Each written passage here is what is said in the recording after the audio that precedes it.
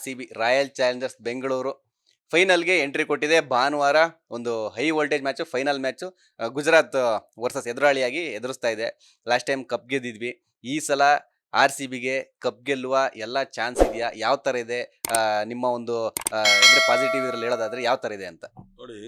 ನಾನು ಯಾವಾಗಲೂ ಹೇಳುವೆ, ನನ್ನ ಆತ್ಮೀಯ ಒಬ್ಬ ಕೇಶವ ಅಂತಿದ್ದ, ಅವ್ನಿಗೆ ಹೇಳುವೆ, ಗುಜರಾತ್ ಫೈನಲಿಗೆ ಬರ್ತಾರಲ್ಲ, ಇಲ್ಲ ಸರ್ ಅನ್ನೋನು ಸುಮ್ಮನೆ ಕೂತ್ಕೊಳ್ಳ.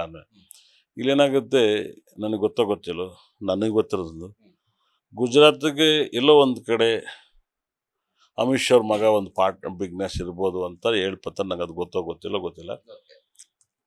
ಇಲ್ಲೇನಾಗುತ್ತೆ, ಒಂದು ಕ್ಷೇತ್ರ ಬಂತು ಅಲ್ಲಿ, ಹಾಗೆ RCB ಇಲ್ಲಿ RCB ಈ ಸರಿ ಕಪ್ಪನ್ನ ಗೆಲ್ಲಲೇಬೇಕು. ಯಾಕೆ ಗೆಲ್ಬೇಕು ಹೇಳಿ? ಅಂದ್ರೆ ಎಲ್ಲ ಅಭಿಮಾನಿಗಳ ಫ್ಯಾನ್ಸ್ ಒಂದು ಆಸೆ ಆಗಿರುತ್ತೆ, ಇನ್ನೊಂದ್ಸಲಿ ಕಪ್ ಗೆಲ್ಲಿ, ಇಷ್ಟು ವರ್ಷ ಕಾದಿದೀವಿ, ಬರೀ ಒಂದು ಕಪ್ಪು, ಎರಡನೇ ಸಲಿನೂ ಗೆಲ್ಲಿ, ತಂಡ ಚೆನ್ನಾಗಿದೆ ಅಂತ ಸಪೋರ್ಟ್ ಇರ್ಬೋದು. ಅದು ಬಿಟ್ಟರೆ ಬೇರೆ ಏನಾದ್ರು ಹೇಳಿ.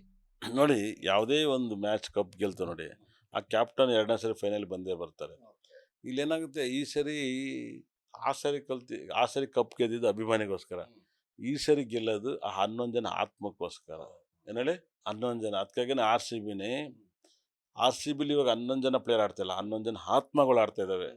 ಆ ಆತ್ಮದ ಕುಟುಂಬ, ಅವ್ರ ಫ್ಯಾಮಿಲಿಗೆ ಒಂದು ಗೆದ್ಬಿಟ್ಟು ವಿರಾಟ್ ಕೊಹ್ಲಿ ಒಂದು ಆ ಕಪ್ ಹಿಡ್ಕೊಬಿಟ್ಟು ಈ 11 ಜನ ಆತ್ಮಕ್ಕೋಸ್ಕರ ಕಪ್ಪನ್ನ ಗೆದ್ದಿದ್ವಿ ಅಂದ್ರೆ ಅದು ಕ್ರೇಜೇ ಬೇರೆ, ಅದ್ರ ಫೀಲಿಂಗೇ ಬೇರೆ, ಅದು ವೈಬ್ರೇಷನ್ನೇ ಬೇರೆ.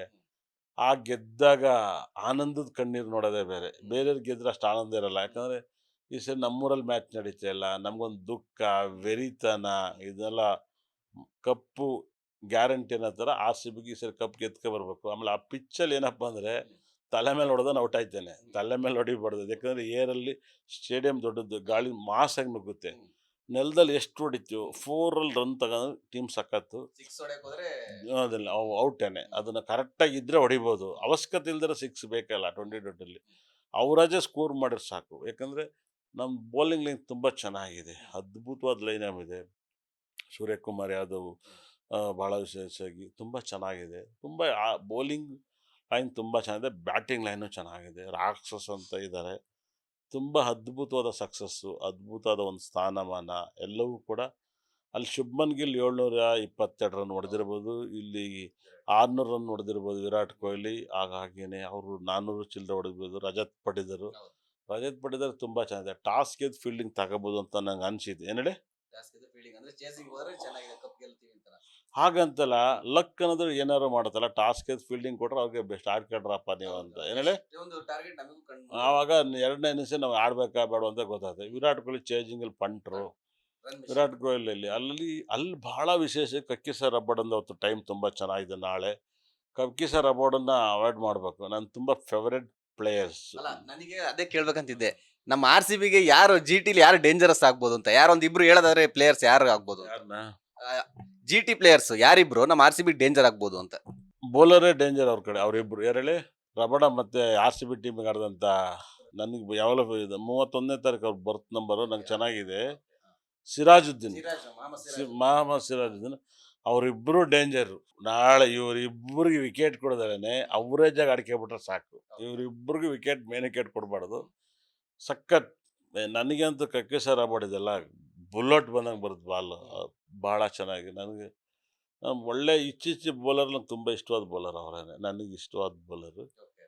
ಹಾಗಾಗಿ ಅದ್ಭುತವಾದ ಮ್ಯಾಚ್ನ ನಿನ್ನೆಲ್ಲೂ ಕೂಡ ಒಂದು ಗುಜರಾತಲ್ಲಿ ಅಲ್ಲಿ ಸೂರ್ಯವಂಶಿನ ಔಟ್ ಮಾಡಿದ ಅವರೇ ಅಂತ ಕೇಳ್ಪಟ್ಟೆ. ನನ್ನ ಮ್ಯಾಚ್ ನೋಡಿಲ್ಲ, ಅದು ಮಿರಾಕಲ್ ಸಕ್ಸಸ್ಸು. ಹಾಗಾಗಿಯೇ ನಾಳೆ ಯಾವುದೇ ಕಾರಣಕ್ಕೂ RCB ಗೆಲ್ಲಿ ಅಂತ ಹೇಳ್ತೀನಿ. ನಾನು ಕ್ರಿಕೆಟನ್ನ ಪ್ರೆಡಿಕ್ಷನ್ ಹೇಗಪ್ಪ ಅಂದರೆ, ನಾನು ನಿಮ್ಮ ಹತ್ರ ಹೇಳ್ತೀನಿ, ಕ್ರಿಕೆಟ್ನ ಪ್ರೆಡಿಕ್ಷನ್ ಮಾಡಿದ್ದೆ ನಾನು ಫಸ್ಟು ವರ್ಲ್ಡಲ್ಲಿ ಜಾಸ್ತಿ.